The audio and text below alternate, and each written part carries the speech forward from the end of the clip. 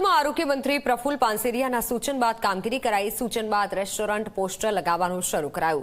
Railway સ્ટેશનમાં આવેલા રેસ્ટોરન્ટમાં બેનર લગાવાયા। ગ્રાહકને જે પનીર જોઈએ તે ગ્રાહક નક્કી કરશે। એનાલોગ પનીર સ્વાસ્થ્ય માટે હાનિકારક છે। શુદ્ધ દૂધનું પનીર બંને વેચાણ માટે માન્ય છે। ગ્રાહકો જે પનીર આરોગે તેને તેમને જાણ હોવી જોઈએ।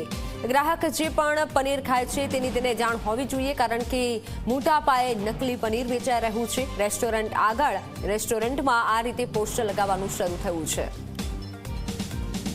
त्यारे आप जुओ, एनालॉग पनीर स्वास्थ्य माटे हानिकारक छे। ग्राहको जे पनीर आरोगे तेनी तेमने जाण होवी जोईए। आ प्रकारना पोस्टर लगाववामां आव्या छे।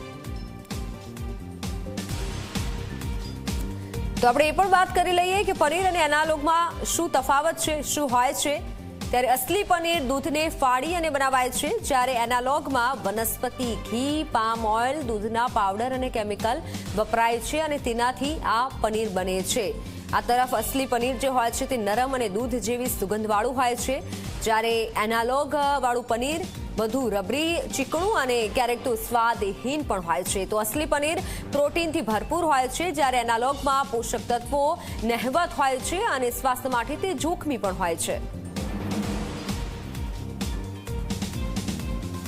પનીર મોંઘું મળે છે। અસલી પનીર મોંઘું હોય છે, જ્યારે તેની સામે એનાલોગની કિંમત પનીરની કિંમત કરતાં અડધી હોય છે અને લોકોની પાસે આ બનાવટી પનીર પહોંચી જાય છે। ત્યારે અસલી પનીર જે તમે આરોગો છો તે સ્વાસ્થ્ય માટે હાનિકારક નથી હોતું, પરંતુ એનાલોગ વાળું જે પણ પનીર છે તે હાનિકારક હોય છે અને તેનાથી કિડનીને પણ નુકસાન પહોંચી શકે છે। હાલ સુરતની રેસ્ટોરન્ટમાં આ પ્રકારના પોસ્ટર જે લાગવામાં આવ્યા છે।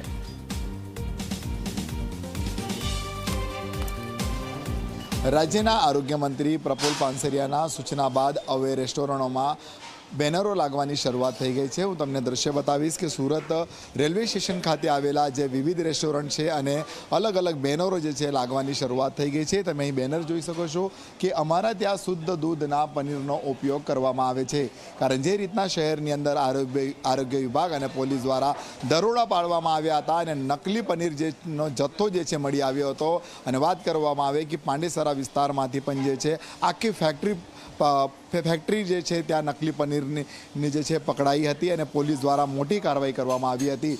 ત્યારે આરોગ્ય મંત્રી જે છે પ્રફુલ પાનસેરિયાએ સૂચના કરી હતી અને સૂચના બાદ હવે રેસ્ટોરન્ટોમાં જે છે બેનરોની શરૂઆત થઈ ગઈ છે। રેસ્ટોરન્ટના અહીંના કર્મચારી છે, જાણીશું કઈ રીતના હવે આખી આ બેનર લગાવવાની જરૂર પડી રહી છે અને પનીર કેટલું જોખમી હોય છે, જે ખાસ કરીને જે ડુપ્લિકેટ પનીરનો ઉપયોગ કરવામાં આવે। સાહેબ, બે ટાઈપના પ્રકારના પનીર આવે છે। એક શુદ્ધ દૂધનું પનીર બને છે, જે જરા કોસ્ટલી છે, જરા એ લગભગ 400 રૂપીઝની ઉપર છે ને તેલમાં એક પ્રકારનું બને છે પનીર, જે એનાલોગ કહેવાય છે અને એનું ખાલી 200 રૂપિયામાં મળે છે। તો આ ઇન્સ્ટ્રક્શન્સ હેલ્થ ડિપાર્ટમેન્ટથી એવી આવ્યું છે કે બંને જે પણ પ્રકારના તમે યુઝ કરો છો એવી રીતના તમને પોસ્ટર લગાવવું પડશે કે તમે અગર શુદ્ધ દૂધનું બનાવો છો, અસલી પનીર બનાવો છો, તો તમને આવું લખવું પડશે કે શુદ્ધ દૂધનું પનીર બનાવીએ છીએ।